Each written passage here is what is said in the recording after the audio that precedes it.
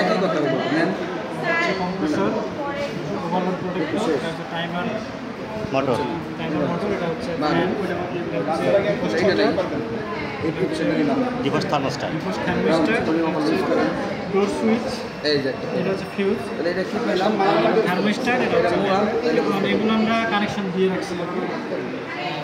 অবস্থা আমরা দেখবো, আমরা সিঙ্গেল চেক করে দেখবো জ্বলে উঠে তারপরে কি পেলাম দিয়েছে।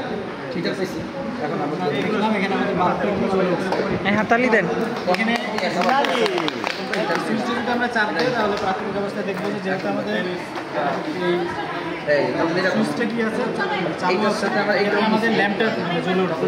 সুইচ দিলে ল্যাম্পটা জ্বলে উঠবে। আমরা সুইচটা দিয়েছি, এই যে আমাদের ল্যাম্প জ্বলতেছে, এটা কম্প্রেসর চালু আছে। যদি আমরা এই ডোর সুইচটা চাপ দেই তাহলে আমাদের ফ্যানটা চালু হবে এবং ল্যাম্পটা বন্ধ হবে। যদি আমরা ডোর সুইচ চাপ দিলাম আমাদের ফ্যান চালু হয়েছে এবং ল্যাম্পটা বন্ধ হয়ে গেছে। আমাদের ইলেকট্রিক ডায়াগ্রাম